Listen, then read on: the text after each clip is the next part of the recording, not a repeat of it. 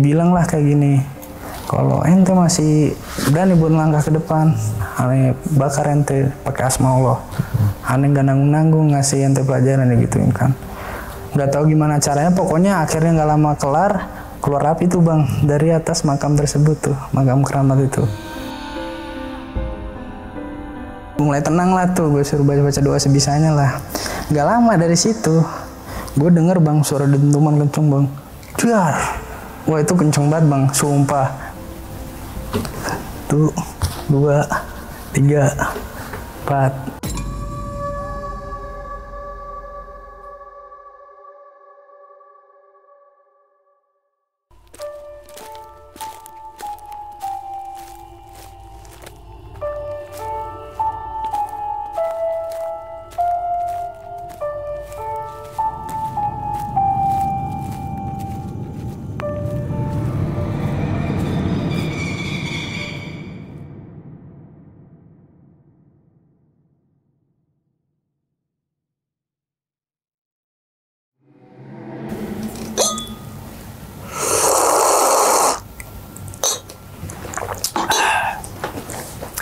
Assalamualaikum warahmatullahi wabarakatuh. Kembali lagi bersama gue Sumar Adi Wijaya atau biasa dipanggil Mang dalam segmen Ngopi Horor. Ya teman-teman semua, pada video kali ini nih atau pada kesempatan kali ini lagi dan lagi gue tidak akan membawakan sebuah cerita dan namun menghadirkan narasumber yang tentunya mempunyai pengalaman mistis ataupun pengalaman horor. Nah, di samping gue udah ada Putra. Waduh, Putra Siliwangi. Bukan deh. Yang Putra Siliwangi gitu kan. Oke, sebelumnya makasih banyak nih Put ya. Udah datang lagi nih gitu kan. Untuk ketiga kalinya kalau nggak salah ya. 4 kayaknya deh. 4 atau 3. 4 atau 3 lah gitu kan. Yang udah meluangkan waktunya datang ke sini gitu kan. Yang insya Allah banget nih teman-teman semua. Di balik pengalamannya Putra ini, teman-teman semua bisa diambil pelajarannya dan juga bisa diambil sisi weweknya. Oke, Put, kalau yang sebelum-sebelumnya kan itu lo tentang pendakian tuh gitu kan. Nah, kalau video kali ini nih, lo pengen ceritain kejadian ini saat di mana nih, Put? Sekarang di Bukit sih, Bang. Jadi ini suatu acara UKT Pencaksilat gua dulu gitu. Jadi ada suatu tragedi yang menyebabkan yang acara tuh jadi nggak berjalan sesuai rencana gitu. UKT uang pangkal gitu? Bukan, ujian kenaikan tingkat. Jadi ujian kenaikan sabuk. Tingkat. Oh, sabuk tuh. Iya. Yang dipinggang gitu ya. Kan kalau nggak salah ada banyak warna-warnanya gitu kalau gue lihat. Iya. Jadi kalau mau naik tingkat dan itu lolos, sabuknya ganti. Oh, itu berarti tanda sabuk itu tanda level orang. Iya. Level ilmunya gitu. Iya, bisa kita bilang pengalaman lah, level pengalamannya tersebut. Berarti kalau yang putih belum bisa ini ya, ngelatih ya. Kalau di beda-beda kali ya? Beda-beda. Oh, warnanya beda-beda ya? Iya, beda-beda. Oke, berarti itu kejadian tahun berapa itu, Put? Udah lumayan lama, Bang. Kalau nggak salah 2019. 2019. Oke, dan itu lo sampai di sabuk apa itu? Gua di sabuk ijo. Ijo. Tingkatannya apa dulu tuh? Bawah? Apa ijo dulu nih berarti yang bawah? Pokoknya dasarnya tuh putih, Bang. Oh, putih. Terus jadi berubah kayak oranye. Hijau terus dan seterusnya. Ya, cuma kan kalau setiap perguruan pasti beda-beda ya. Beda-beda ya. Ciri khasnya. Kalau di tempat saya ya kayak gitulah. Gitu ya. Oke. Ini karena gue awam juga tentang pencaksilat mungkin akan banyak banget yang gue tanyain sih di akhir cerita lo nanti nih. Oke. Dan tanpa berlama-lama lagi kita langsung masuk aja ke dalam ceritanya. Ngopi horor segera dimulai. Put, diminum dulu Put. Oh iya. Kopinya kopi gula aren. Kalau gue kopi V60, cah gitu. Jemput enak kan? Enak Bang. Lah. Mantep nih. Langsung aja kita sikat.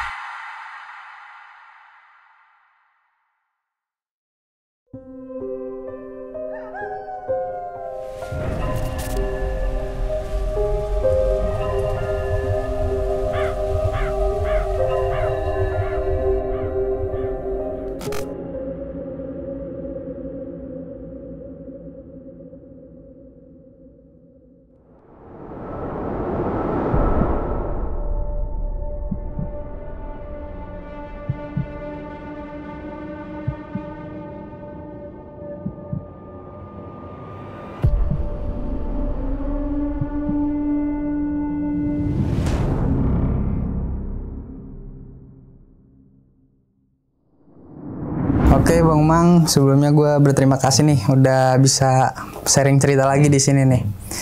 Jadi ini tuh gue ngebagi pengalaman gue waktu ujian kenaikan tingkat atau ujian kenaikan sabuk gue waktu gue pencaksilat dulu semasa gue sekolah nih Bang. Nah jadi ini tuh termasuk ujian kenaikan tingkat yang kesekian kalinya nih gue. Dan di sini tuh gue tuh terpilih jadi panitia untuk angkatan dewasanya nih termasuk gue. Walaupun gue pun masih murid pada saat itu. Jadi ibaratkan sekaligus buat ngelatih sebagai penerus lah ke depannya. Gimana caranya menjadi panitia atau apa kan. Jiwa kepemimpinannya kayak gimana gitu. Nah akhirnya kita bentuk lah panitia buat anggota dewasanya nih. Udah kebentuk.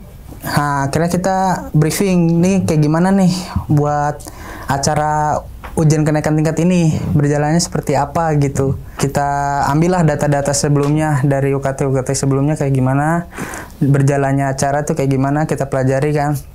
Nah setelah kita pelajari, akhirnya yang pertama kita coba tuh Bang, kita survei villa dulu Bang, gitu. Karena kita ngadainnya nih harus di villa dan di bukit kan. Ya jatuhnya kalau kita bilang sama persis lah kayak LDKS, latihan dasar kepemimpinan siswa gitu sekolah kan, sama persis. Nah kita survei nih Bang, pokoknya pada saat itu di tahun 2019 itu, cuma gue agak lupa nih buat bulannya antara Agustus September lah, gue lupa itu. Setelah itu kita survei nih ke salah satu tempat yang ada di Bogor. Nah sebelumnya tuh gue udah ada tuh sempet kontekan lah sama yang punya villa dan ternyata dapat dengan harga murah dong. Dan gue tetap survei, gue bawa tim kayak beberapa panitia dan salah satu guru besar gue juga termasuk guru pengajar. Kita survei ke sana, ternyata villanya sih oke Bang, keren, gede, dia ada kolam renangnya terus tingkat 2 dan di sekeliling villanya tuh hutan jati. Nah pada saat itu kan gue berangkat siang, jadi nyampe sore nih Bang. Pada saat sore hari ini gue itu nyobalah survei. Nah termasuk guru pengajar gue nih orangnya termasuk suka dokumenter banget lah, dokumentasi sesuatu tuh sering dia. Akhirnya dia bikin video gitu Bang, iseng-iseng kayak video, wah ini villa yang mau kita survei nih kayak gini. Iseng-iseng terus kita masuklah buat survei. Pada saat survei ini ya gue belum ngerasain apa-apa ya. Kita ngecek ruangan sana sini sesuai gak dengan proyekan kita nih, kayak gimana nih kedepannya bakal kita adain apa di ruangan ini, di sini kayak gimana gitu. Kayak apa namanya, penginapan yang anak-anaknya di sebelah mana gitu. Waktu kita cek cukup oke Bang, cuma yang sangat disayangkan ya, gue dan kawan-kawan tuh udah mulai curiga, kok nih villa murah tapi kok berani gitu. Dan dengan villanya yang kalau gue bilang bagus lah itu. Dan luas. Yang ternyata mungkin punya kisah kelam mungkin ya dari villa tersebut. Karena gue ngerasain kayak suasananya terlalu mencekam. Pada saat itu kan sore udah mau maghrib, di situ udah mulai serem tuh. Nah intinya gue nggak tahu gimana ceritanya. Terus ada satu teman gue yang survive ke kolam renang villa tersebut. Nah di kolam renang villa ini dia tuh sempet bengong, terus dipanggilin tuh nggak nyaut-nyaut. Kita sebut aja inilah namanya Wira. Nah si Wira ini ngeliat aja, terus gue panggil, Wir lu ngapain di situ? Ayo kita ke depan ketemu guru besar nih, gimana jadinya kita deal gak? Akhirnya udah tuh dia nih nyautin, kita balik lagi udah mau maghrib kan, karena mau sholat maghrib juga. Akhirnya kita kumpul bareng ngerembukin, ternyata kita nggak jadi ambil Bang villa itu Bang. Akhirnya kita nyari villa lagi lah, survei villa lagi besoknya. Setelah itu kita balik lagi tuh ke Jakarta, jadi kita nggak langsung survei lagi nih Bang, kita balik dulu ke Jakarta buat istirahat. Nah pada saat istirahat ini besoknya kan latihan silat seperti biasa lah, emang jadwal latihan gue karena waktu itu mendekati lomba juga Bang, jadi rutin. Pada saat latihan guru gue nih iseng lah ngasih lihat video-video kemarin waktu ke villa, dan ternyata di videonya itu ada penampakan Bang. Jadi waktu kita mau masuk ke villa, dia kan kayak bikin video sinematik lah. ngerekam dari luar villa. Kan itu kan pohon jati semua tuh, hutan jati. Dari belakang setiap pohon hutan jati itu ada sosok bang yang ngintip. Kayak pocong sama kuntilanak tuh kelihatan jelas tuh. Dan itu rekam di kamera. Terekam. Tuh gue ngeliat rame tuh, termasuk gue di silatnya ada konco kental lah, ada 3 orang yang termasuk dekat sama gue. Tuh kita ngeliat rame, ada berlima lah pokoknya, yang dewasanya nih. Kan gue kalau di silat yang lebih tua gue panggil kak ya. Kakak coba lihat lagi kak, lihat lagi, dilihat tuh ternyata bener bang. Dan itu pun gerak sosok itu tanpa editing atau gimana ya. Dan akhirnya oh yaudah coba lihat lagi yang lain. Nah terus ada di salah satu lorong villa tersebut tuh ada bayangan putih sekelibat. Cuma ya udahlah, gue nggak heroin kan. Udah lihat sisanya kayak foto-foto biasa lah. Setelah itu bang, gue berunding lagi nih buat kemana nih selanjutnya nih. Kita belum dapet villa nih. Sedangkan waktu udah bentar lagi harus diadain ujian kenaikan tingkat. Akhirnya survei dapet. Singkat cerita kita dapet di Bogor juga, masih sama lah, wilayah Bogor pokoknya bang. Dan itu tempatnya nggak jauh dari villa yang tadi, walaupun harganya lumayan lebih tinggi, tapi gue akuin itu pas buat kita adain acara di situ gitu. Nah pokoknya waktu itu gue sebelum lanjut nih bang, gue kelar latihan kan sampai jam 10 malam. Nah sebelum gue balik tuh gue sama teman gue yang lain tuh gue minta dokumentasi lah, karena kan gue suka banget sama foto-fotonya tuh. Apalagi bagian videonya tuh epic kan buat gue. Maksudnya sebuah penampakan tuh ketangkep gitu. Dan waktu gue minta bareng-bareng nih gue nyari, gue bilang kan, karena HP dipegang sama gue dikasih gitu aja, dah lu kalau mau minta lu pindahin sendiri gitu. Akhirnya waktu gue cari, ini video yang tadi kemana kak, dihapus ya. Sampai gue, temen gue tuh udah komplain kan kayak gitu. Nggak kehapus, ada di situ, lihat aja. Nggak ada kak, coba sini dah. Akhirnya guru gue tuh yang nyari sendiri, dicari. Nggak ada bang itu bang. Dan guru gue pun ngerasa bener dia nggak ngapus. Itu hilang aja buat video yang di situ, nggak ada. Jadi sisanya cuma ada foto-foto kita doang, yang lagi foto-foto di halaman villa tuh udah nggak ada. Nah akhirnya kita lanjut lagi. Gue kan ada dapat villa nih bang, di salah satu tempat lah yang nggak jauh dari villa sebelumnya nih. Pokoknya di salah satu wilayah Jawa Barat, dan itu termasuk bukit tertingginya lah kalau menurut gue. Villanya di bagian bukit tertingginya. Nah singkat cerita itu gue dapet di H- seminggu sebelum acara dimulai. Jadi gue masih banyak preparean nih, kayak alat-alat ataupun apa aja yang mau dipersiapkan gitu. Akhirnya udah fix, gue dapetnya di villa itu. Kemudian gak lama dari situ kita rembukin nih buat panitia. Nah di sini gue rembukin lah kayak bagian jerit malam nih, pos berapa yang megang. Dari situ pun gue udah ngebentuk tuh. Nih gue sebutin dulu nih bang, kayak bagian pembentukan pos jerit malamnya nih. Jadi di pos 1 itu ada yang namanya kide bang, kita sebut aja kide. Nah ini jadi per pos ini partnernya cowok cewek bang, buat panitianya yang dewasanya. Nah si kide ini kita pasangin aja sama yang namanya Yayas, ya itu cewek. Nah kemudian di pos 2 nya itu ada yang namanya si Riko sama si Jenny. Nah pos 3 nya itu gua sama si Lia. Nah kemudian di pos 4 nya ada teman gua si Joko sama si siapa ya waktu itu ya, gue lupa, si Nana. Sama yang terakhir pos 5 nih, pos terakhirnya tuh si Dua orang berarti ya? Iya pokoknya dua orang lah, cowok cewek ya. Kebentuk lah tuh, pokoknya udah nih buat masalah jerit malam. Sisanya kan kita cuma jadi pengarahan, karena sisanya buat ngasih instruksi tetap guru besar kita sama guru pengajar kan.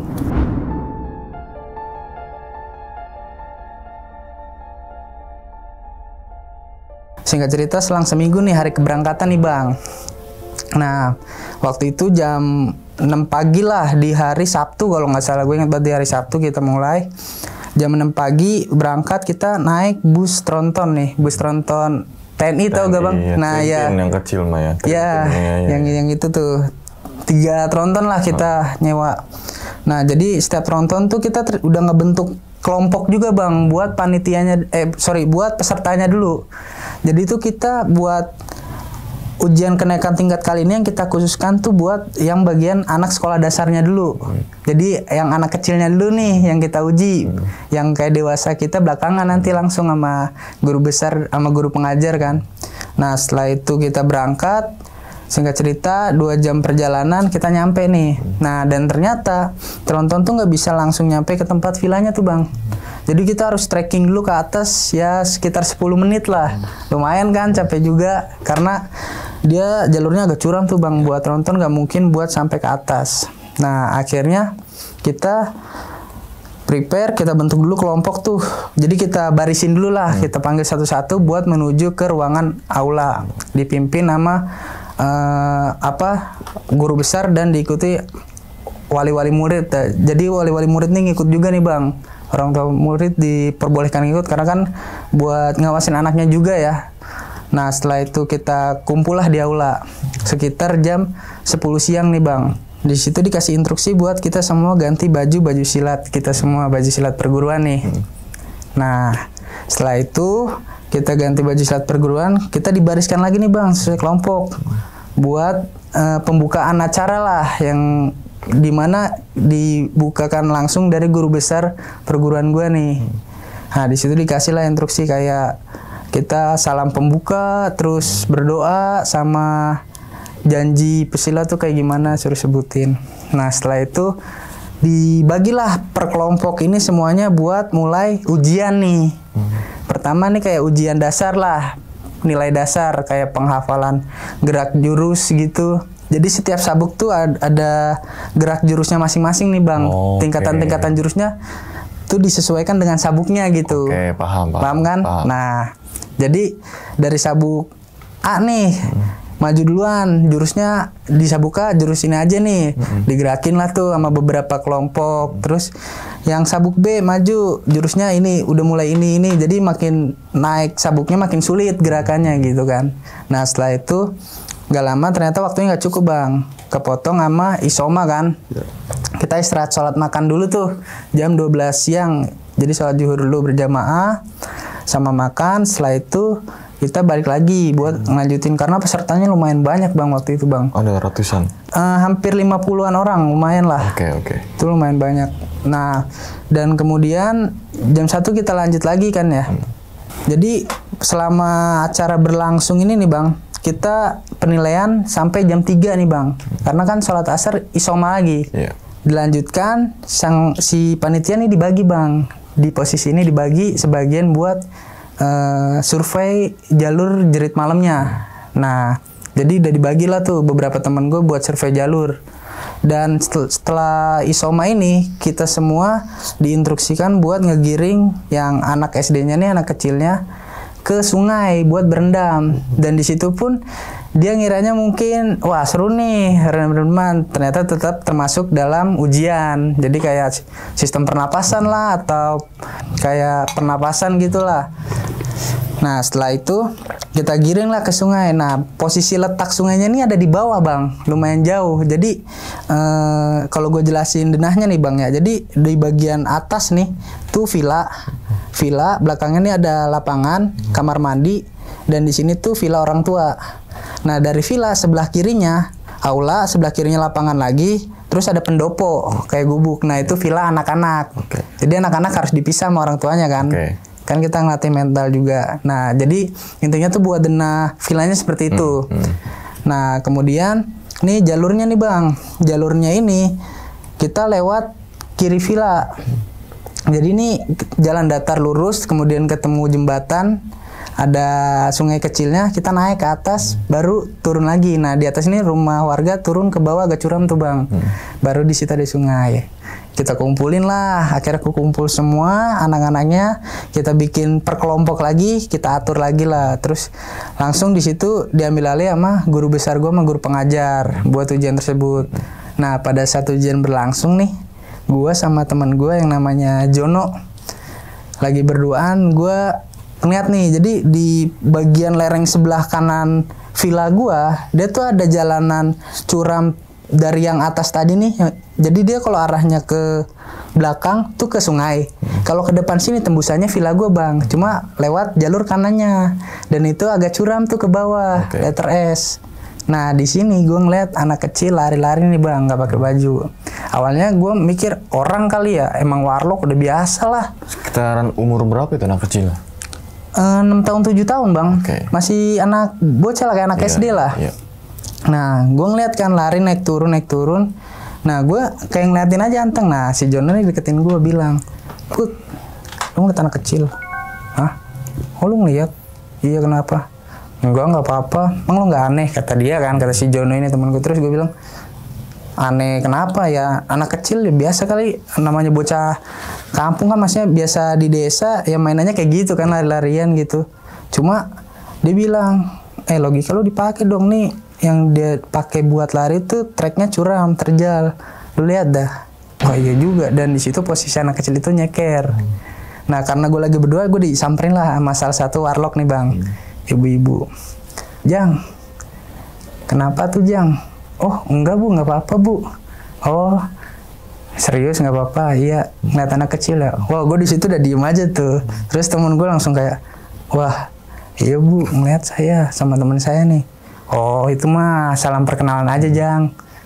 Lah tapi itu orang kan bu, ya menurut Ujang gimana itu orang apa bukan? Waduh kurang tahu deh saya bu, kata temen gue gitu kan. Terus ya udah Jang, itu mungkin salam kenal aja buat Ujang-ujangnya nih. Terus gue diem aja, terus gak lama kan udah nih balik lagi ibu-ibunya. Terus temen gue bilang nih, wah berarti salam kenal bukan orang kali ya Put ya.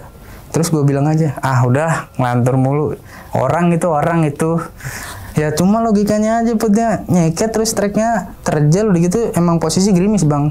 Dan itu tuh dia posisi jalurnya tuh kayak jalur gak setapak ya, kayak jalur motor lah.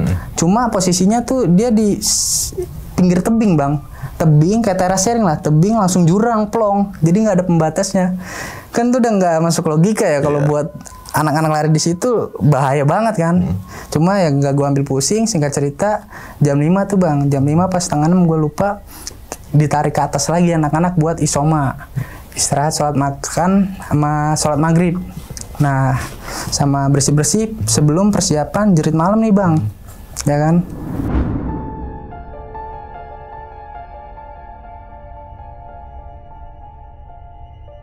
Setelah itu kita balik lah, kita iring-iringan nih anak-anak.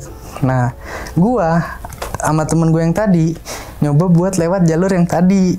Jadi yang tadi lewat jalur awal lurus, gua sama temen gue lewat jalur yang tadi nih, yang ada anak kecil itu. Ternyata jadi gue nggak lewat sih, jatuhnya gue kayak ngeliat doang nih, ngelunguk. Waktu gue lihat, wah ini emang nggak bisa. Jadi kalau kita dari atas tuh bang, tuh curam bang ke bawah. Tuh sekitar kalau kita lihat 40 derajat ada kali. Wah itu gokil sih tuh. Makanya kata gue, wah ini nggak mungkin kalau ini anak-anak nih. Nah akhirnya nggak gue ambil pusing, kita baliklah ke villa masing-masing. Yang pertama tetap kita sebagai panitia walaupun murid, kita kan di instruksiin sebagai panitia. Jadi kita yang terutama kita iniin murid dulu nih yang SD, buat bersih-bersih, ganti baju, ya kita pantau dulu lah, kita arahin dulu lah. Setelahnya yang SD aman, baru yang gedenya yang kitanya nih bang. Akhirnya kita udah ganti baju, setelah sholat makan nih, udah nih abis itu ada yang namanya kayak seni lah. Jadi kayak tarian pencak silat gitu, seni pencak silat diiringi sama gendang pencak gitu bang, sampai jam 8 malam. Karena sambil nunggu momennya jerit malam nih bang, ya kan. Jadi dalam seni gendang pencak ini tuh, jadi dia tuh kayak yang pencak silat tapi nari-nari gitu bang. Nah itu kan ada beberapa jurus dan itu dilakukan sama kayak awal. Jadi semua murid tuh tetap ikut bang, karena termasuk ujian juga ini. Yang menyesuaikan jurus dan sabuknya sesuai tingkatannya kan. Nah di situ masih aman aja tuh bang, nggak ada apa-apalah, mulai mulus. Jadi yang tadi udah lupa gue juga kan, udah nggak kepikiran. Singkat cerita kita persiapkanlah jam 8 buat jerit malam nih bang. Pada saat jerit malam ini nih bang, anak-anak dibarisin ke depan aula. Ini startnya aula nih. Nah di aula sorry di depan vilanya anak-anak kan. Kalau aula di atas, pendopo berarti ya? Yang pendopo kan, itu ada lapangan juga situ. Nah di situ kita kumpulin, di situ kita barisin sesuai kelompok. Dah kita lepas ke instruksi guru besar langsung sama guru pengajar, dan kita yang yang dewasa nih suruh stay di pos gitu bang, pos menjaga lah, checkpoint kalau kita bilang ya. Nah gue jelasin dulu nih bang, buat pos-posnya denahnya. Jadi yang gue bilang tadi, dari jalur sebelah kiri tuh lurus, terus mentok ada jembatan, itu pos 1. Terus kita naik, yang gue bilang patokannya belakang villa ada rumah warga tuh, yang di titik atasnya tuh yang lebih tinggi. Baru kan turun ke sungai. Tuh checkpoint 2, pos 2. Dari pos 2 ini turun ke bawah. Nah, turunan ini panjang nih bang. Terus ada letter S di tengahnya. Dekat letter S ini ada gua. Nah, di gua ini pos 3. Nah, dari pos 3 ini ke bawah ada tebing yang atasnya tuh ada makam keramat. Kalau dibilang makam tetua lah di situ lah. Nah, tapi dia agak jauh dari makam ya. Karena makamnya di atas. Itu dia pos 4. Dan turun lagi, ini udah datar. Maju lagi ke depan tuh kuburan keramat tuh yang banyak tuh, emang kuburan keramat lah, disakralkan. Di situ ada gubuk, di situ pos terakhir, pos 4. Pos 5. Pos 5. Nah, kemudian nggak lama ternyata hujan bang, lumayan deras nih. Jadi dikit dulu dong. Akhirnya dipikir lagi dong, ini gimana nih hujan? Karena yang jadi pikiran panitia sama guru besar tuh di pos yang gua tungguin. Karena dia konturnya tuh miring bang, letter S gini tuh gila sih miringnya. Dan kita pun udah ngasih tali, cuma resikonya tali nggak menjamin bakal selamat buat turun ke bawah gitu. Karena posisinya tebing, jalur, jurang. Nah setelah itu kita pikir akhirnya dengan secara mendadak kita ubah alurannya nih. Jadi kebalikannya bang, dari sisi sebelah kanan. Jadi yang posisi jalur trek buat gua turun yang tadi, jadi buat naik bang. Jadi lebih aman lah. Jadi dia manjat ke atas, nggak ngerosot. Kalau ngerosot gua ngerinya licin, tanpa dia bisa ngimbangin badannya kan jatuh. Gimana kan nggak ada yang tahu ya. Akhirnya kita ubah lah. Yang dimana pos 4 itu jadi pos terakhir buat ujian si anak-anak ini, karena kan tempatnya udah mantep nih bang, udah serem kan. Nah, ternyata jadi tantangan pertama mereka duluan, buat serem duluan gitu. Akhirnya udah nih, gue udah standby bareng-bareng rame-rame. Dimulailah dari kelompok A. Jadi satu kelompok tuh jumlahnya 5 orang kalau nggak salah bang. Nah di situ yang jaga si Jono sama yang namanya si Tini ini, kalau nggak salah Tini ya, si Tini. Nah salahnya dia di awal, dia juga kalau menurut gue sih nggak ngeh bang. Jadi dia tuh ngebelakangin si kuburan keramat ini nih bang. Posisi kuburan keramat di belakangin sama dia, anak-anak ngadep ke dia. Dan secara tanpa sadar si anak-anak peserta yang ikut ujian ini kan ngadepnya ke kuburannya juga kan. Nah di situ tuh kelompok pertama maju kan, dites deh tuh sama si teman gue ini nih, si Jono. Diginiin, wah udah kalian kesini mau ngapain, mau cari apa, ditanya-tanya lah. Karena dia mau nggak mau jadi pos 1, tapi tetap tanggung jawab instruksi yang disuruh nguji ini tuh tetap sebagaimana pantasnya di pos 4, nggak diubah lagi gitu.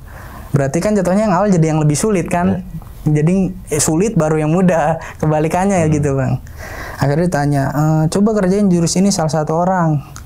Jadi dikerjain tuh bang, gimana bener gaknya, terus sama coba gimana caranya jatuhan belakang, tangkisan seperti apa. Nah itu kalau ada yang salah dikasih hukuman lah, kayak push up atau apa. Jadi emang bener-bener gembleng gitu.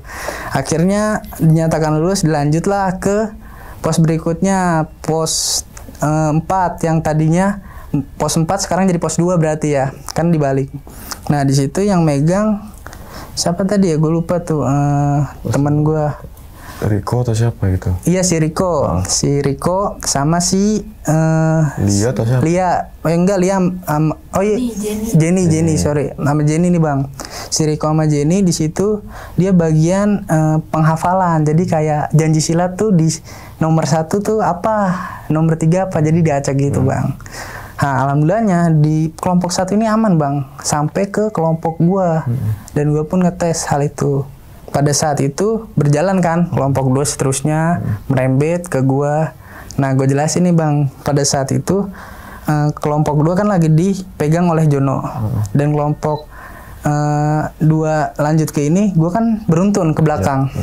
Nah posisinya pada saat itu gue tuh di pinggir tebing ini nih, turunan letter S. Gue sama si Lia ini. Nah ini dari sudut pandang gue dulu bang, karena di situ menurut gue masih aman. Karena ini dari pandangan dulu ya, yang gue rasain dulu. Di situ gue ngerasa bang, ada yang kurang tepat buat titik yang gue tempati nih. Jadi pas banget di letter S-nya ini kan dia datar. Jadi bonusnya cuma dikit bang, letter S ini datar, ada pohon bambu rimbun. Nah di situ gue sama Lia duduk kan nungguin. Dia bilang, kak ini masih lama banget ya. Udah sabar, namanya ujian kan gini ya, kita juga harus sabar sebagai panitia. Akhirnya datanglah tuh kelompok 1, kita uji, set. Gimana jatuhan ini? Coba roll depan, gue suruh roll depan tuh bang, lagi tanjakan begitu tuh susah kan? Ya mau nggak mau lah, katanya harus ngegembleng. Tapi kan kita juga manusiawi lah, walaupun anak kecil kayak gitu, kita tes. Nah di situ tuh posisi masih gerimis bang saat berjalannya jerit malam yang SD nih, peserta SD yang anak kecilnya. Setelah itu di bagian gua, kan gue bilang tadi di awal dikasih tali tambang.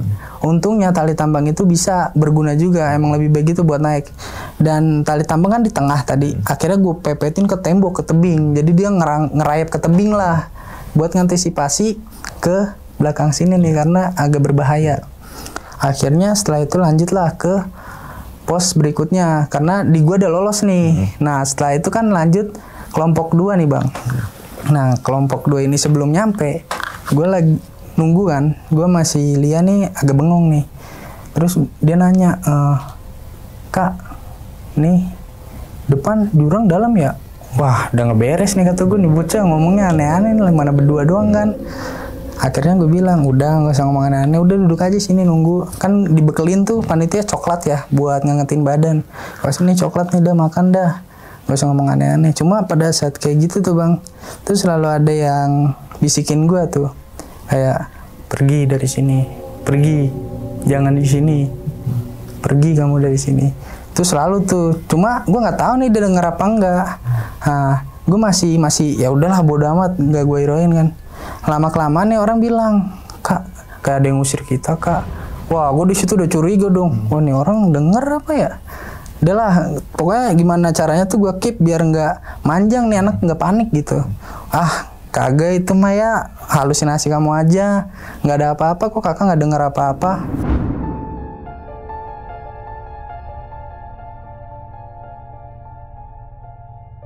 Nah setelah itu nggak lama sebelum kelompok 2 datang, si pohon bambu yang di belakang gue ini yang letter S gerak kenceng tuh bang. Nah itu gue udah mulai jiper tuh bang, gila mana berdua doang kan, gelap. Nah setelah itu teriak tuh dia, kak tuh apaan kak, tuh apaan? Dia mau lari ke jurang bang, Lia. Akhirnya gue tarik baju silatnya, gue ini, dah diam, tenang dulu, tuh mah apaan, itu bukan apa-apa, orang paling orang. Tapi nggak lama dari situ akhirnya ada panitia yang jadi bagian patroli di jerit malam ini bang. Jadi dia yang ngiter nih di perpos. Nah panitia ini datanglah 2 orang. Ya gue sebut aja si Rizky lah ya, Rizky sama Doni lah. Datang nih dia, terus gue bilang gini, no si Rizky sama Doni no, siapa emang, bukan siapa-siapa kan, orang juga. Oh iya ya, aman tuh. Cuma kan dia agak pelongo-pelongo baru datang. Haha, kenapa? Enggak apa-apa, udah. Lu lagi patroli, gue bilang gitu kan. Iya nih patroli. Oh ya udah lanjut. Nggak lama pos 2 si kelompok 2 nyampe nih. Pas banget sih patroli ini lagi muter nih, dan dia pun bantuin lah anak-anak ini naik karena itu udah makin licin bang. Gestur tanahnya tuh licin banget. Dibantuin naik, dites lah. Kebetulan ternyata di kelompok 2 ini mukanya udah mulai pucat semua nih bang. Gue nggak ngerti kenapa ya. Ternyata ada kejadian pada saat dia di pos 1 di tempatnya si Jono. Cuma gue nggak nanya. Terus gue bilang, muka pada lu mas amat sih, niat gak sih nih ngikut ujian tingkat, mau naik sabut gak kalian? Mau kok. Teriak tuh, gue semangatin lagi lah karena mukanya udah pada lesu tuh bang. Bingung gue. Nah setelah itu gue uji lagi lah sedemikian rupa, akhirnya lolos. Nah sebelum gue lanjut lagi nih bang, kita ambil dari posisinya si Jono dulu nih, temen gue pos 1 pada saat kelompok 2 ini diuji sama dia. Kenapa? Ternyata si Jono ini waktu lagi nguji dia pada nih yang kelompok 2. Jadi kelompok 2 tuh dia ada 3 orang cewek, 2 orang cowok bang. Nah nggak perlu gue sebutin lah ya namanya ya. Nah salah satunya yang ternyata gue nggak tahu nih, satu orang cowok ini lagi baris ngadep ke dia, kan posisinya kayak yang gue bilang tadi, anak-anak ngadepnya ke kuburan secara nggak langsung, karena temen gue belum sadar nih, dia juga ngebelakangin kuburan kan. Satu anak ini tiba-tiba lari bang, waktu disuruh gerakin jurus ke kuburan keramat tersebut. Tuh gue nggak tahu penyebabnya apa, dan si Jono langsung lari ngejar. Untungnya sempet ketangkep bang, akhirnya ketangkep. Nah di situ emang udah ada guru besar gue standby 2 orang, cuma nggak dekat sama pos yang kita buat jadi panitia, dimantau dari jauh. Datanglah satu, akhirnya gue nggak tahu itu digimanain, udah balik lagi normal. Akhirnya lanjut lagi lah ujiannya, lanjut kemudian ke pos 2. Di pos 2 pun sama yang tebing itu. Nah pos 2 ini posisi si Riko, ternyata dia gue bahas di beda pandangan lagi nih bang. Di posisinya si Riko ternyata selama dari kelompok 1 lewat, dia tuh juga sama bang, diusir, dibisikin kayak gue, pergi dari sini, pergi, kamu jangan di sini kamu. Cuma Riko orangnya nggak percaya sama hal-hal yang menurut dia tuh bisa kita bilang gaib ya, nggak percaya deh kayak gitu. Jadi kayak apaan sih, udahlah gue di sini ujian kok, lu siapa gitu, mungkin anggapan dia gitu, diroin lah pokoknya, nggak dipeduliin lah omongan-omongan kayak gitu, bisingan-bisingan kayak gitu. Setelah itu dilanjut kelompok 1 kelompok 2 aman tuh di ujiannya, dia masih berjalan lancar. Nah kemudian datanglah di kelompok 3 ini bang, posnya si Jono, diuji lah di situ. Nah pada saat di situ balik lagi nih ke pandangan gue. Nah di pandangan gue ini kan nih ternyata emang agak ketinggalan jauh bang. Jadi nggak lama pos kelompok 2 ini udah udah nyampe di gue kan, dan dia udah lulus dari gue nunggu lama nih di sini nih, kelingak-kelinguk lagi nih. Dan yang gue takutin itu si Lia ini nggak kekontrol. Nah pada saat nggak kekontrol ini gue selalu buat nenangin lah. Dan ternyata ada satu guru besar gue juga yang dia patroli juga, cuma sendiri. Akhirnya gue bilang, kenapa? Sini mah enak, sini adem tuh, pemandangannya bagus, emang bagus sih desa-desa gitu kan. Terus gue bilang, tuh Lia udah tenang aja, kamu di sini aja, gak usah kemana-mana, tungguin aja ntar anak-anak datang, kamu yang uji deh, kakak nyantai aja di sini. Nggak lama nih anak ternyata duduknya yang tadinya nyenderan sama gue di tebing, maju-maju bang, pengen ke jurang bang. Gue tarik lagi tuh, ngapa sih? Coba dah istighfar, baca doa atau gimana, zikir, jangan kayak gitu ah. Lu berdua doang sama gue di sini, aneh-aneh, nggak lucu kan? Ini belum kelar ujian. Sampai ngomong gitu gue bang. Terus akhirnya dia mulai tenang lah tuh, gue suruh baca doa sebisanya lah. Nggak lama dari situ, gue denger bang suara dentuman kenceng bang, dar. Wah itu kenceng banget bang, sumpah. Gue nggak tahu yang di atas dengar apa enggak ya, cuma itu nyampe ke gue. Gue langsung diri berdua tuh, karena gue kan takut ya. Wah nih kenapa nih? Kok perasaan gak enak banget nih ke depannya nih. Nah tuh pada saat kayak gitu kita balik lagi flashback ke pandangannya si Jono nih bang. Nah pada saat Jono ngeksekusi kelompok 3, si kelompok 3-nya ini ada satu yang namanya kita sebut aja Ara lah. Dia nih anak yang kita bilang punya sixth sense lah, punya kelebihan gitu. Dia bisa ngeliat mungkin ya. Nah, ternyata di situ waktu sama posisinya dia ngadep ke kuburan keramat, dia bilang, Kak Jono, itu apa ya kak? Kok ada yang berdiri di kanan sama di kiri di depan kuburan? Hah, apaan sih? Nggak ada. Ara kamu mah ngelantur aja, udah kerjaan yang jurus kakak yang kakak kasih. Nah si Tini ini bilang, John lu lupa sama nih anak kayak gimana. Oh iya, wah sorry salah. Oke semuanya ngadep sana. Akhirnya diubah tuh cara dia ngasih ujiannya. Jadi kan ada gubuk yang gue bilang tadi, akhirnya pindah ke gubuk nih. Si Jono ini ngebelakangin gubuk, anak-anaknya ngadep ke gubuk gitu. Jadi bagian si kuburannya di sebelah kanan nih bang gitu. Tapi tetap aja si Ara ini selalu risih. Kak Jono, cepetan dong ngasih ujiannya. Ara pengen cepet-cepet nih buat lanjut ke pos berikutnya. Dia bercandain mulu tuh. Ya nggak bisa lah, harus kerjain jurus yang kakak kasih dulu lah. Terus hafalannya gimana? Belum bener nih. Coba ayo dibantu jawab teman-temannya. Gak lama dari situ bang, meledak bang. Nah, tempat yang meledak itu yang gue bilang kan cuma dar. Itu dari kuburan keramat petuah tadi bang. Nah, tuh gue nggak tahu ya. Tuh kalau nggak salah kuburannya yang meledak itu bang, dan ngakibatin longsor di pinggirnya karena kuburannya itu di atas tebing bang. Jadi ini jalur yang hampir deket pos 2-nya si Riko, agak sinian tuh tebing, di atasnya kuburan keramat. Kalau kata orang sih ya, yang guru besar sama guru pengajar gue kasih tahu itu semacam kuburan keramat petuah lah, jawara kalau kita bilang dulunya tuh dia jawara situ. Meledak lah tuh, longsor. Di situ udah mulai chaos tuh bang. Wah, si Ara ini udah nangis, anak-anak yang lain udah mulai ketakutan. Jono akhirnya nyoba nenangin sama si Tini. Si Riko yang tadinya nggak percaya udah bengong aja tuh bang. Guru gua kita sebut aja, ini guru besar gua ya. Yang pertama, nah Kak Jaja sama Kak Maulana ini datang. Terus dia bilang, dia teriak lah si Kak Jaja ini. Ente kenapa?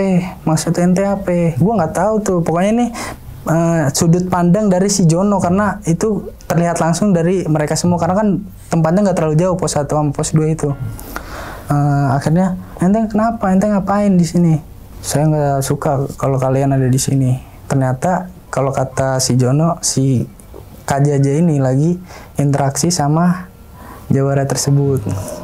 Akhirnya kayak ada argumentasi lumayan hebat lah bang di situ bang. Kayak si jawara ini tuh nggak terima kalau ada acara berjalan di wilayahnya dia gitu. Dia nggak mau gitu.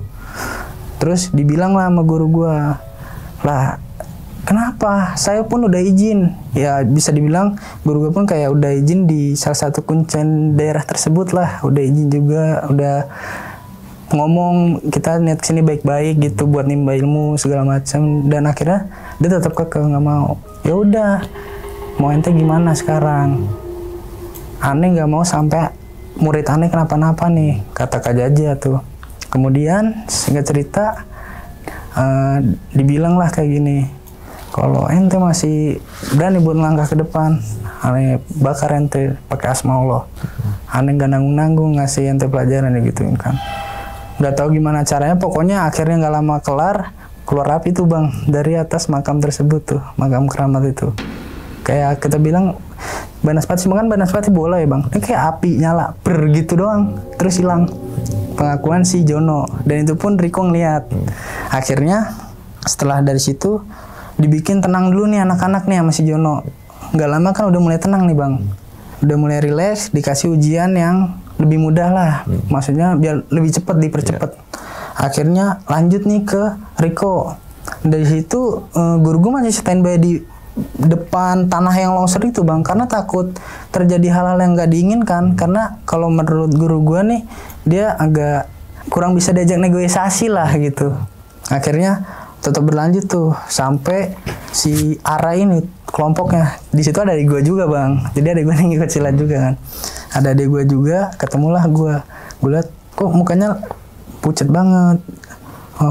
Kak Putra, Ara tadi ngeliat ini kak, batu meledak. Dia bilangnya batu kan, padahal itu makam. Batu meledak. Batu, iya di atas terus longsor. Wah, berarti gue langsung feeling dong, wah berarti yang suara kenceng tadi itu kali ya. Cuma gue kan belum tahu pastinya kayak gimana karena gue nggak ada di tempat saat itu kan, cuma ngedengar suaranya aja. Dan setelah itu gue kasih ujian lah, ya udah kamu kerjain ini, karena ternyata udah ada yang ngasih instruksi buat dipercepat aja nih karena nggak mau terjadi hal-hal yang nggak diinginkan lagi. Akhirnya dipercepat tuh bang, dari yang tadi awalnya agak lama dipercepat tuh sampai akhirnya ada di kelompok 8 singkat cerita. Nah kelompok 8 ini kelar beres semua tuh, udah mulai kondusif tuh bang, walaupun ada beberapa keisengan lah kayak ada ketawa kuntilanak dan yang lain-lain. Itu udah mulai aman lah. Cuma gue nggak tahu, mungkin anak kecil ada yang nggak dengar, ada yang dengar kali ya. Soalnya kan masih sensitif mungkin. Udah tuh kelar, kita lanjut nih buat balik ke villa karena yang anak kecil lah pada malam itu harus istirahat bang. Jam 10 malam kalau nggak salah, jam 10 jam 11 lah. Nah setelah itu kita arahin anak kecilnya buat bersih-bersih terus istirahat di pendoponya masing-masing. Cuma pada saat malam itu instruksi berubah lagi mendadak dari guru-guru. Dia bilang udah anak-anak nggak apa-apa, buat orang tua tidur bareng anaknya aja. Jadi yang orang tua di villa orang tua nih pada pergi ke pendopo anaknya buat nemenin.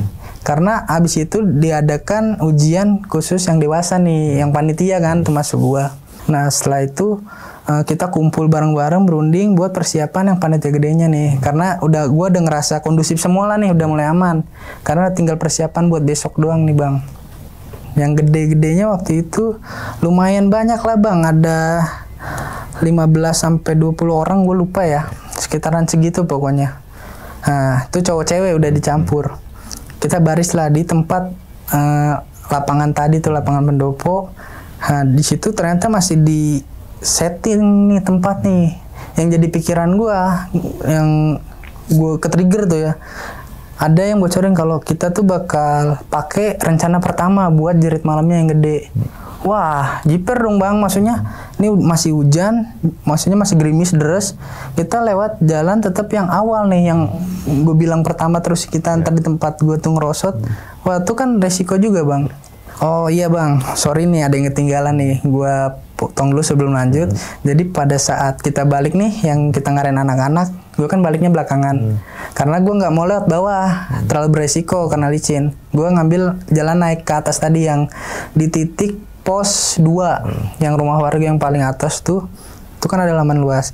Nah di letter S ini bang, naik dikit di pertengahan, tuh dia ada jalan datar dikit doang. Di sebelah kirinya ada rumah, dan di sebelah kiri rumahnya tuh ada kuburan keluarga. Mungkin gue nggak tahu juga tuh, kayak kuburan keluarga ada 2 orang. Nah kan gue jalan bareng, ternyata tim patroli itu naiknya lewat situ juga, ngikutin gue bareng dah tuh. Terus karena gue jalannya agak cepet, gue mampir ke rumah itu. Dia di depannya ada kursi plastik yang kayak zaman dulu, tau gak bang? Jadi yang kayak nyender begini banget nih.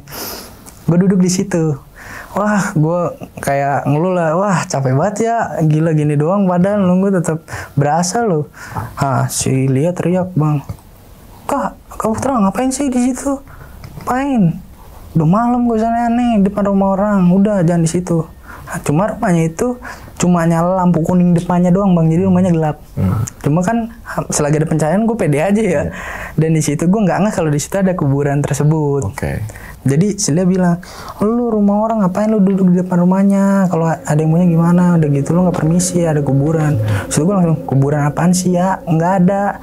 Itu sebelah lu. Jadi posisi rumah itu ngadep ke arah utara lah bang, arah utara. Di samping kirinya nih kuburan, nah di depan sininya nih gua.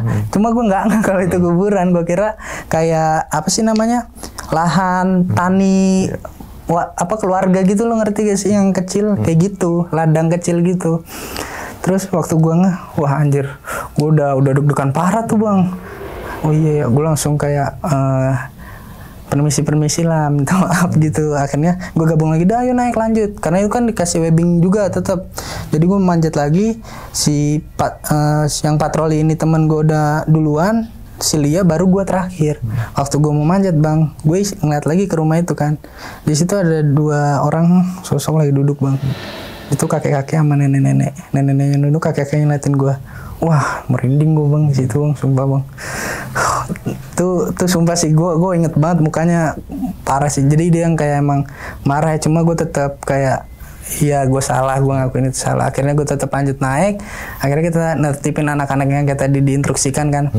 Nah itu bang yang bagian ketinggalannya tuh bang. Gue lanjut lagi nih, kita yang dewasanya ngumpul persiapan buat yang dewasa jerit malam nih. Karena gue udah trigger nih, karena wah jalurnya jangan gila kayak gini dong, gue agak ngeri nih.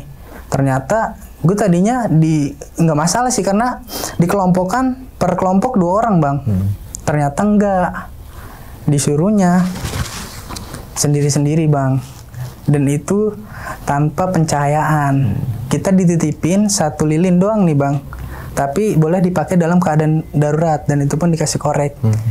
Nah di situ gue kayak wah anjir sendiri. Akhirnya teman-teman gue nih udah maju nih bang, termasuk teman kerabat dekat gue ini si Jono sama si Riko. Nah akhirnya dia duluan, gue ngikut dong. Siapa lagi nih yang mau maju? Saya kak, gue jalan deh tuh.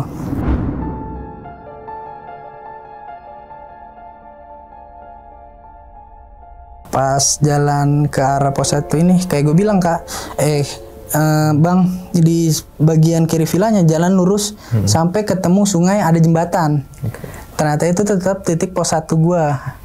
Nah gue jalan. Nah pada saat jalan ini kan kiri masih daerah vilanya, kanan gue ini pohon bambu, cuma pohon bambu yang melintang gini bang, ya kan. Nah pada saat pohon bambu melintang gini, selama gue jalan gue masih aman-aman aja. Gelap mah ya udahlah, udah biasa juga kayak gini. Akhirnya gue jalan terus tuh sampai ada satu momen di bagian kanan pohon bambu ini gue kayak ada serak. Nah itu gue kira kayak wah apa nih, gue kira binatang kan, karena jalannya kerikil, gue ambil batu dong, gue iseng gue timpukin. Udahlah, udah nggak ada. Ya udah gue jalan lagi, masih ngikutin bang. Akhirnya gue berhenti, gue ngeliat pakai ekor mata gue kan kayak gini. Terus waktu ngeliat tuh sosok berbulu tinggi gede bang, ya kita bilang ngendrol ya. Wah itu gue udah nge-freeze tuh di tempat, gue diam sejenak.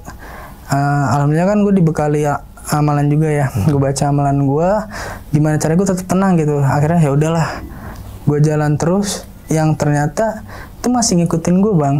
Cuma ya udahlah, gue bilang nggak peduli gue. Akhirnya sebelum nyampe di jembatan tersebut, ini ada yang namanya sebelah kiri gue pohon tebu nih bang. Nah ini gue mulai agak serem lagi nih, dan ini masih jauh kalau gue lihat itu posisi jembatannya. Jadi dia ngebentuk kayak terowongan gini lah. Jadi pohon bambu gini, tebunya kan ke atas. Dia penyentuh si tebu ini bang. Dan itu gelap banget.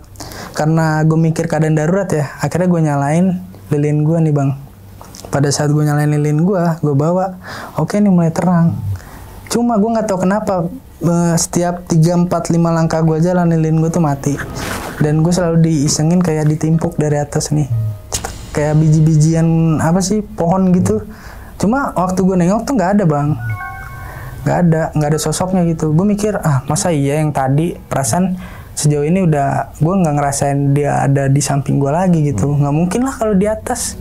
Gue jalan lagi maju nih terus. Sebelum nyampe ke jembatan tersebut, akhirnya gue kesel kan ya, risih. Gue bilang, anjir lu, itu udah mulai kesel tuh gue. Anjir lu kalau nggak seneng sama gue, wujud lu, jangan iseng doang. Bener bang. Nggak lama gue ada depan lagi, ketawa dulu nih.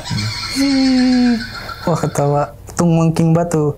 Terus udah keringet dingin tuh, gue keringet jagung. Gue lihat ke belakang tuh ada kuntilanak bang, palanya di bawah, kakinya di atas. Jadi dia kayak gelayutan ngebalikin badan gitu.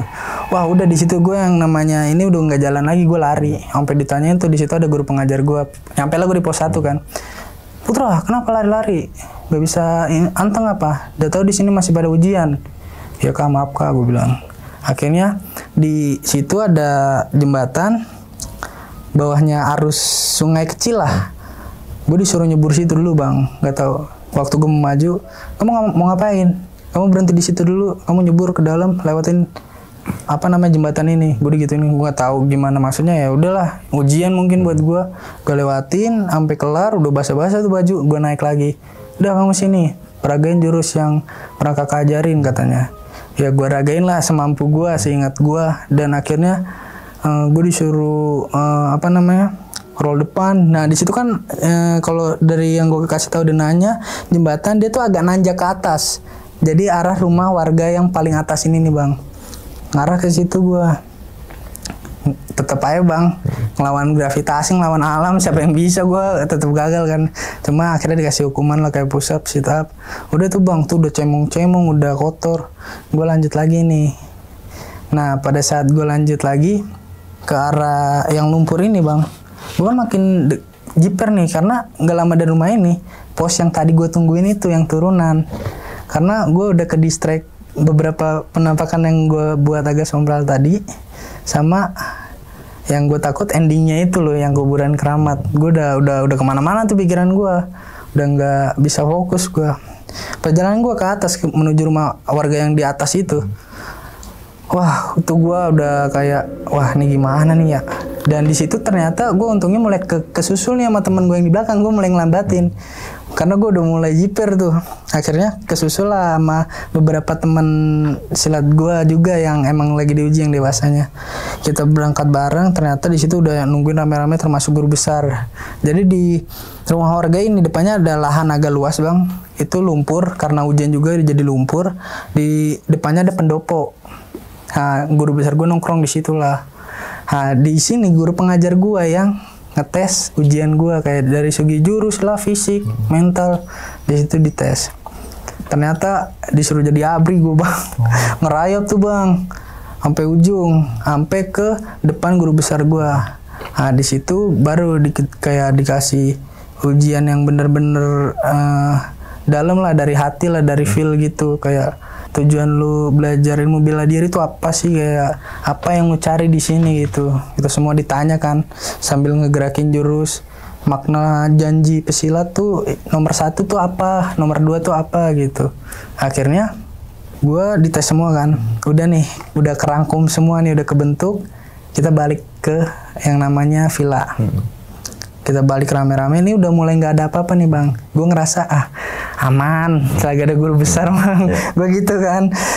Ya udah, akhirnya kita balik ke villa, bersih-bersih tuh bang. Ada salah satu guru pengajar gue yang ternyata dia emang deket sama gue, karena selama gue di silat nih gue paling aktif lah sama 3 teman gue ini yang gue bilang konco kental lah, si Jono sama Riko. Nah dipanggil lo tuh satu-satu, Jono sini lo maksud lo apa gini? Wah gue udah panik tuh, ujian berasa kayak tataran abri anjir. Panggil lah pokoknya, tanyain, balik mukanya udah berkaca-kaca ya gantian. Aduh nih apa ya, aduh gue dateng lah, kenapa kak?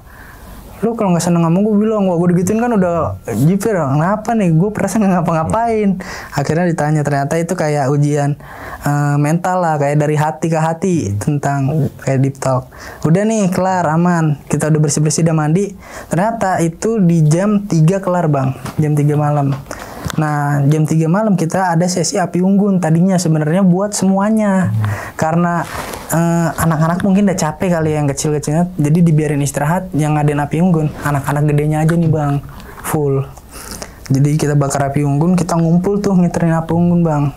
Nah posisi api unggunan ini di lapangan belakang aula yang villanya orang tua. Nah villa orang tua ini termasuk gabung sama kita panitia bang.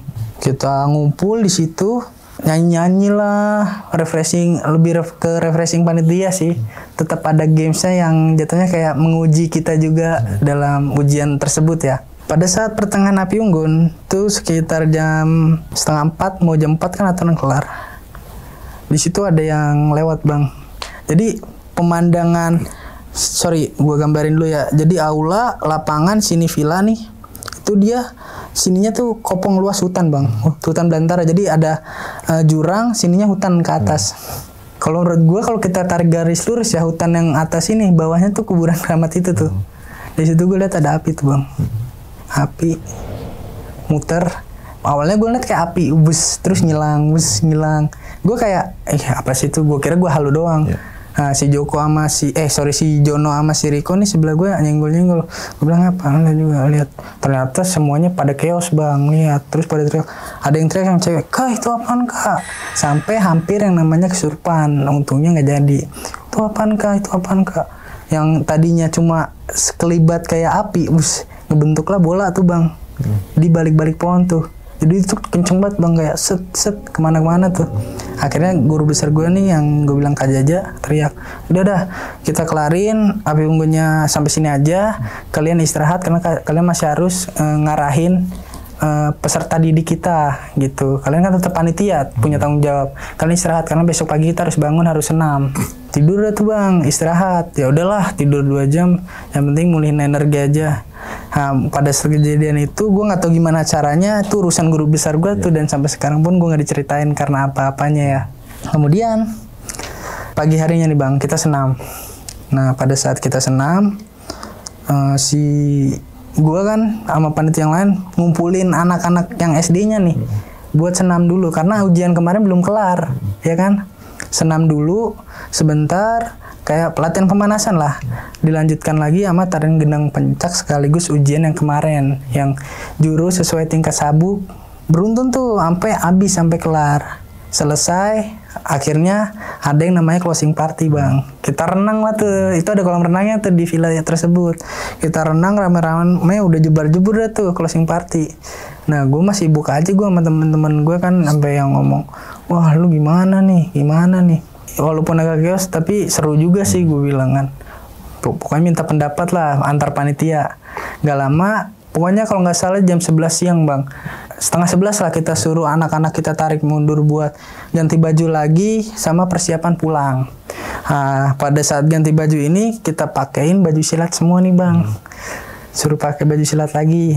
Nah setelah pakai baju silat, diadain lah yang namanya peresmian kenaikan sabuk. Jadi yang sabuk lamanya ditarik, digantilah sama sabuk baru.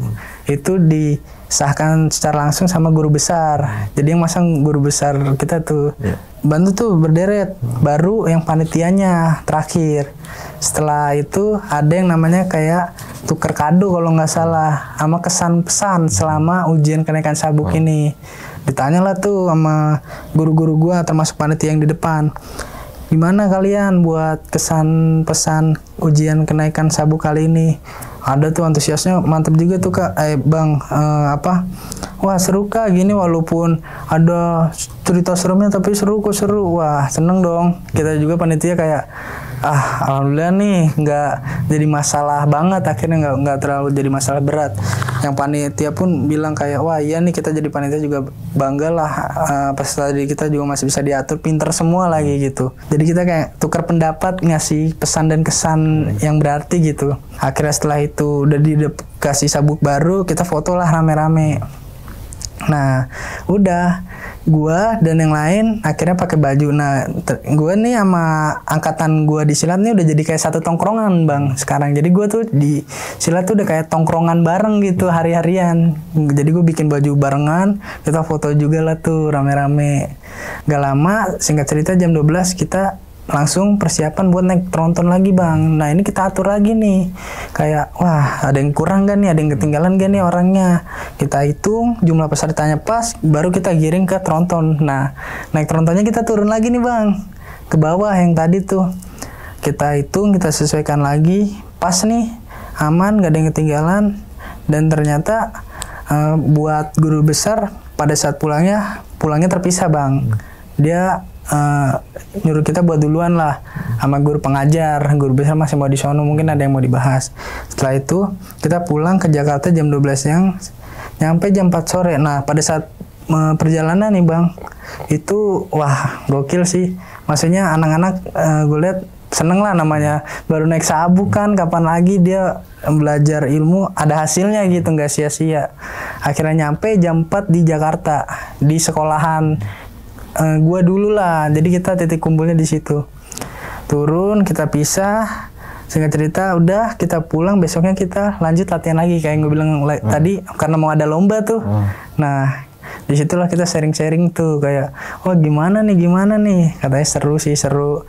Termasuk gua sama bertiga ini, ternyata yang dirasain, beberapa hal yang suka dirasain itu dia ngerasain juga bang. Dan Rico yang tadi yang gak percaya tentang makhluk gaib, karena ngeliat itu secara langsung di depan matanya, dia akhirnya kayak bukan percaya tapi emang ada ya gitu. Jadi dia kayak lebih menghormati mungkin. Nah dan si Jono pun tuh menurut gue dia yang paling kaget sih, karena dia ngeliat langsung tuh ledakannya kayak gimana. Gue nggak ngebayangin. Dia sampai bilang, wah gue kayaknya kalau buat nextnya mending gue jadi peserta deh. Dia sampai kayak gitu kan, mungkin ada trauma kali ya dari kejadian tersebut. Dan gue bilang, wah kalau gue mah liar anjir, nggak bisa diatur. Cuma seru sih anaknya, gue bilang. Nah cuma ada satu momen kocak juga nih bang, yang gue keselin pada saat mau istirahat di hari pertama malamnya. Jadi gue sempet tuh bang, yang balik istirahat itu malam pertama kalau nggak salah, gue lupa. Jadi ada momen dimana gue lagi keluar sebentar nih bertiga, tiduran di pendopo, cuma pendoponya bukan yang buat tidur anak-anak. Saung kita sebutnya. Nyantai kita di situ. Ternyata gue ketiduran, gak dibangunin bang itu bang. Bangun-bangun udah dingin banget, suwe banget anjir. Udah itu langsung tidur di aula semua, ngegeletak ternyata. Nah setelah sharing-sharing, guru besar gue bilang, datang kan pada saat kumpul itu. Udah kita bentar lagi persiapan lomba. Yang kemarin jadi pembelajaran kalian aja buat kedepannya. Terus gue bilang, iya kak. Nah udah semenjak itu belum ada lagi tuh gue kelanjutan yang namanya kenaikan tingkat. Karena kan gue juga udah lulus sekolah ya. Karena itu termasuk sangkut paut eskul sekolah gue sih. Jadi mungkin itu aja bang Umang cerita dari gue. Diminum dulu, Put. Kopinya, Put. Nah itu pengalaman lo ketika saat itu kayak apa eskul pencaksilat Put ya, yang katanya ujian kenaikan tingkat atau ujian kenaikan sabuk gitu. Nah berarti itu ujian kenaikan tingkat tuh setahun berapa kali Put? Apa memang ketika udah mumpuni baru ada UKT gitu? Kalau secara sejarah nih bang, dulu tuh dia tuh malah setahun bisa berapa kali, cuma yang bedanya tuh dari setiap sabuknya tuh dikasih tanda kayak strip 1, strip gitu 2 sampai strip berapa baru ganti warna gitu. Karena kan sering setahunnya bisa sampai 2-3 kali. Nah semenjak angkatan gua dibikin lah setahun sekali. Jadi setiap setahun sekali tuh ganti warna. Jadi nggak ada strip. Nggak ada strip langsung ke warna sabuk itu ya. Gitu. Setahun sekali, tapi langsung ganti warna, nggak pakai strip 1, strip 2, strip 3 gitu ya. Itu dulu tuh ajaran yang dulu. Terus kan namanya ada perubahan kan di masa depan. Akhirnya dibikinlah lebih fleksibel karena kan kalau dibikin kayak 3 kali setiap UKT capek juga ya dalam setahun ya bang ya. Dari prepare-nya belum kita persiapan lomba-lomba buat sekolah-sekolah juga. Betul. Itu paling. Nah kan pencaksilat kan ada juga tuh yang kayak olah pernafasan ya, termasuk pencaksilat juga kan. Ilmu apa namanya dalam tenaga dalam gitu kan. Nah selain itu Put, gue sih karena gue nggak tahu gitu ya, apa mungkin atau gimana bahasanya, ada gak sih diajarin bahwasanya kayak lo tuh kayak ke arah ke lebih kebal, lebih apa gitu loh? Wah kalau itu gue nggak bisa jawab ya bang. Yang gue tahu sih ya spiritualnya lah gitu. Spiritualnya ada gak? Spiritualnya nggak ada, gue cuma dikasih amalan. Kalau dibilang amalan ya amalan buat diri kita, buat keselamatan diri kita, bukan kebal ya. Lebih ke keselamatan diri kita gitu. Dan itu pun kita juga harus minta izin sama yang di atas ya, kayak yang maha kuasa lah. Kita nggak bisa, kita cuma manusia, kita cuma tanah yang dikasih nyawa kan. Jadi nggak bisa kita bilang kebal gitu. Tapi sangat langsung kuat secara fisik ya gitu ya kan? Secara fisik dan mental kan kita digembleng. Ya. Nah sempet gak lo kan belajar ilmu silat nih gitu, otomatis minimal tahu nih dasar gerakannya gitu kan. Terus kemudian lo jalan chaos nih sama orang nih, ya kan? Lo sempet ngeluarin basic attack dari itunya gak? Kalau mungkin udah nggak salah lah karena udah jalanan gitu. Atau enggak mungkin sih bang, kalau gue enggak. Kalau gue lebih malah takut sih ya. Karena ibarat gini, mungkin orang nggak mesti silat ya, ilmu bela diri lain pun yang mungkin dia punya basic pun, sekalipun di jalanan buat ngadepin orang yang secara nggak langsung emang pengen nyari masalah, kita pun kayak buat apa gitu. Malah kita mikir kita yang lebih takut, karena kita yang punya basicnya gitu. Dia mau nantangin kayak gimana pun kita udah tahu nih kayak kedepannya. Wah, ini orang malah kenapa-napa takutnya kan. Apalagi sekarang udah ada visum. Dia yang nyari masalah, kita yang kena masalahnya. Masalah ya. Berarti kayak di ilmu pencaksilat ataupun yang lainnya tuh untuk jaga diri lah ya. Jatuhnya atau gimana? Apanya? Untuk ngikutin pencaksilat nih untuk jaga diri atau memang karena gue bisa, gue sombong deh, gue lawan pakai ilmu silat gitu? Lebih ke jaga diri aja sih bang. Berarti untuk hal kebaikan. Hal kebaikan aja, jaga diri. Dan bukan untuk petantang-petantang jalanan gitu kan ya? Bukan. Kalau yang petantang biasanya yang mobil-mobil itu tuh SUV yang ada strobonya tuh agak petantang-petenteng tuh gitu. Bener banget tuh. Yang ini ya. Agak arogan gitu. Iya. Tapi justru diajarin pencaksilat itu bukan untuk arogan gitu Bukan kan. untuk arogan. jaga diri kalau lagi terancam Iya. gitu kan ya. Oke. Namanya kan ilmu seni bela diri ya. Iya, seni bela diri. Oke. Jadi buat kita ngebela diri juga Bang. Dan itu pun mau ilmu seni apapun tuh indah kok Bang. Jadi kita pun tarung secara adil kok. Jadi di silat pun ada yang namanya pertandingan. Kayak fight-nya tuh ada, seninya Sparring, pun ada. seninya iya, ada juga, sparring, ya. seninya ada. Oke. Gitu. Nah, berarti lo kan mentoknya sampai di pas itu mungkin karena lulus sekolah ya? Iya. Di sabuk apa? Gue di sabuk ijo terakhir. Hijau gitu kan. Berarti kalau lebih ke pelatih lagi dia juga belajar lebih lama lagi dong ya. Lebih lama lagi. Berarti harus kalau naikkan pangkat atau apa sih namanya? Sabuk ya. sabuk. Jangan pangkat, kalau pangkat lain cerita ya. Kenaikan sabuk gitu kan. Iya.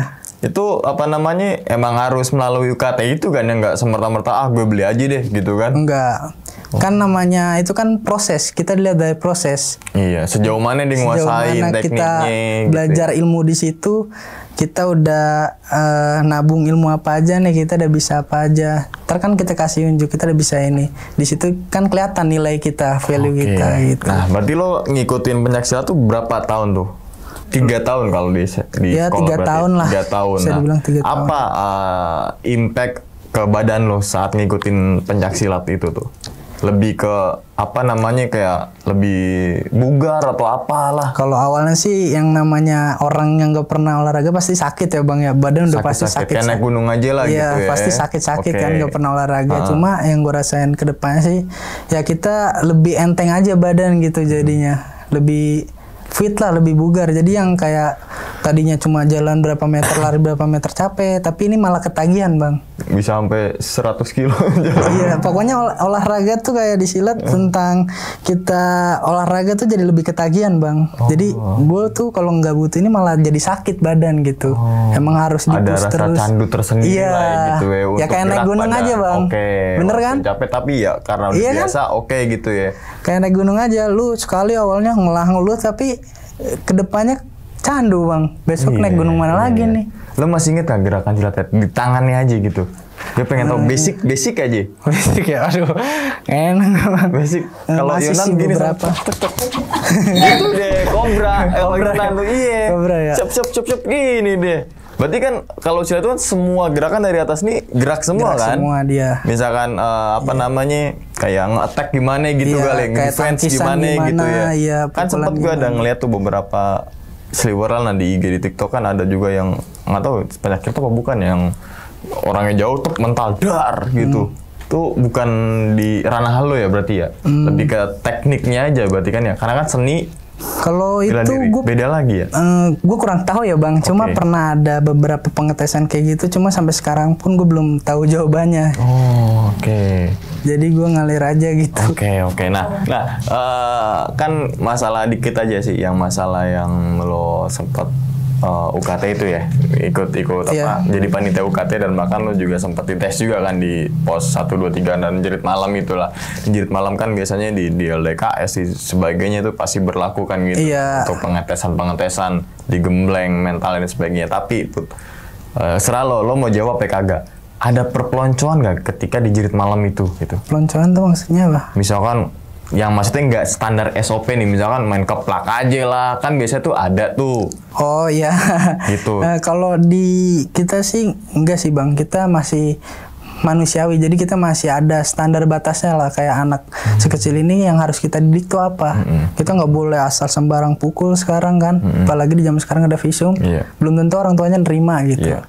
Berarti lebih ke mentalnya nih dibikin nih ya. Mentalnya yang kita bikin. Kalau jadi fisik kan emang setiap minggu latihan kan gitu ya. Tapi kita pengen mental anak tuh jadi gitu. Iya, yang iya. kagak di Yang tadi kelemar-kelemar, Iya, digertak nangis. orang sedikit langsung takut gitu. Harus berani gitu. Berarti emang ada SOP-nya tersendiri Iya. kan, walaupun itu juga mungkin oknum lah. Iya. Saya bilang oknum dan mungkin organisasi yang lain gitu Iya. kan ya. Gue yakin banget, tapi kalau yang masalah kayak gitu pasti ada SOP-nya masing-masing kok gitu kan. Nggak mungkin tiba-tiba cepat, nggak mungkin banget. Oke. Nah terus kemudian satu lagi nih Bot, kan ada suara meledak tuh. Yang di kuburan keramat. Ternyata kan kuburan keramat kan jawara nih. jawara kampung atau ya mungkin kalau Tetua lah, ya tetua. petua lah gitu. Jadi kayak seakan-akan lo lagi ngadain gituan, terus kemudian ternyata mukam tersebut adalah jawara gitu kan kayak ada entah itu suatu kebetulan atau mungkin memang karena nggak ada nyari tempat lagi gitu kan. Iya. Nah pas suara meledak itu tuh Put, warga sempat keluar gak? Enggak bang, nah itu yang gue heran. Jadi itu tuh yang dengar cuma peserta gue doang tuh. Berarti semua. yang di villanya aja tuh. Iya, yang di villa. Nah orang tua murid pun tuh sampai dia tuh nungguin anak-anaknya sampai pada pulang tuh udah pada standby di depan villa pendopo anak. Itu Iya. kalau udah kelar kan langsung keluar kan gitu Iya. ya, langsung sambut sama orang tuanya gitu ya. Oke, berarti nggak ada yang dengar sama sekali si warga. Nggak ada bang, itu yang gue heran. Cuma kalau buat longsorannya tuh pasti ya tetap aja lah kita analogin secara logika. Mungkin kalau besoknya pun warga sekitar ngeliat kok ada longsor ya mungkin udah hal biasa kali yang namanya perbukitan kan. Terus kan tambah hujan juga. Iya, kan? apalagi konturnya kan tebing-tebing yang tanahnya tuh gembur kayak gitulah. Jadi ya kalau dianalogi mah logika ya emang udah alam gitu. Iya. Terus gue juga nih apa namanya respect lah sama orang yang ikut pencaksilat, terus taekwondo, bela diri atau apalah namanya keras sakti tau namanya, tapak suci gitu, boxing dan sebagainya. Gue salut banget lah karena emang selain itu emang buat jaga-jaga diri kita ya, selain itu untuk olahraga juga kan gitu kan ya. Tapi Put, kira-kira nih Put, apa hikmah yang bisa lo ambil gitu kan dari pengalaman lo saat ikut UKT itu gitu untuk share ke teman-teman semua nih, karena kan gue awam juga nih masalah kayak gitu kan, makanya gue banyak nanya kan tuh, apa kira-kira Put hikmah ataupun mungkin pesan ke teman-teman semua? Kalau gue ini aja nih bang, yang bisa hikmah yang gue dapet ya, terutama dari segi kekeluargaan sih bang. Gue kalau tanpa nyebur ke situ gue nggak bakal tahu dunia luar bang, mungkin jujur, karena kekeluarganya tuh erat. Menurut gue tuh lebih nomor satu kekeluargaan gitu di situ. Dibandingkan lo harus dipaksa bisa jurus tuh nggak perlu bang. Yang penting gimana caranya lo punya kayak tali silaturahmi yang kuat gitu di kekeluargaan tersebut gitu. Dibanding lo harus ngapal jurus 1 sampai 100 tuh ya nomor 2 lah. Yang penting lo gimana sih lo ngebangun kekeluargaan tersebut yang emang benar-benar kita jalin erat gitu. Iya. Dan yang kedua ini bang, gue ini salah satu omongan dari guru gue ya, guru besar ya. Kalau orang bilang kan sekarang ilmu padi ya, jadi semakin berisi semakin menunduk. Kalau guru gue tuh bilang gini, itu emang ada omongan kayak gitu, tapi guru gue ngasih sesuatu omongan tuh yang maknanya tuh lebih dapet di gue dibanding itu. Jadi buat kalian nih mungkin yang punya ilmu lebih baik gini, mengumpatlah di tempat yang terang gitu bang. Itu sih pesan dari gue. Oke. Paham nggak bang, mengumpatkan di tempat yang terang, mengumpat di tempat yang terang tuh apa? Apa tuh? Jadi gini, ketika Bang Umang nih punya ilmu, pengobatan lah kita ambil lah, dan tiba-tiba ada orang sakit nih ke kampungnya Bang. Nah tapi si orang ini kan nggak tahu ya siapa yang bisa ngobatin ini. Dan Bang Umang pun tipikal orang yang nggak mau ngomong kalau Bang Umang tuh punya ilmu loh gini-gini. Jadi ya diam aja, rendah hati. Tapi orang lain tuh selalu bilang, terus tiba-tiba ada yang orang jahat ataupun orang baik kayak tadi yang pengen berobat. Ya kalau yang orang jahat, sebenarnya titik poinnya ini lebih ke orang jahat ya Bang. Kosakata mengumpatlah di tempat yang terang ini. Jadi si orang jahat ini Bang pengen nyelakain abang, tapi ada orang yang selalu nyegah. Jadi yang nyegah tuh orang lain, selalu bilang, udah nggak usah iseng sama itu orang. Itu orang berilmu, ntar kamu yang celaka. Jadi dia yang diingetin sama orang lain. Jadi kayak orang-orang yang tahu-tahu aja gitu yang ngasih tahu si ini, tanpa kita tuh harus bilang ataupun harus turun tangan. Kita tetap rendah hati, sama sih ibaratnya ilmu padi, cuma mengupat lah di tempat yang terang ini menurut gue Bang ya lebih pas aja gitu. Jadi kita yang nggak perlu harus babi-bu, biarlah dia tahu sendiri gitu. Kalau lo nggak tahu jangan pernah komentar gitu ya. Kalau bahasa gue yang tahu-tahu aja gitu. Gitu ya. Oke, ini menambah wawasan baru sih buat gue yang memang nggak tahu tentang bela diri, pencaksilat, terus gimana prosesnya dari awal sampai akhir, terus ternyata jenjangnya kan ada juga gitu kan. Tapi Bud, gue pengen tahu dulu nih, satu lagi nih, gerakan tangan dong Bud. Gerakan tangan ya? Iya. Aduh. Taruh dulu bantalnya coba. Gerakan tangan. Gerakan tangan Karena nih. tangan kan basic banget ya. Kalau sama kaki kan kayaknya ribet gitu. Gerakan tangan coba, Bud. Gerakan tangan ya. Biasa nih ya. Iya. Ini aja nih. 1, 2, 3, 4. Dah, kita aja Pak. Oh. Itu kayak sekalian nangkis atau attack tuh? Ada tangkisannya. Jadi yang pertama ini namanya kelit nih. Jadi kita ngambil tangan orang, kita kelit, terus langsung kita sikut, set, kita ceplek, habis itu kita dorong. Nah ini ada gerakan kalau pakai kaki ya, kalau pakai kaki kita dorong, set, gitu.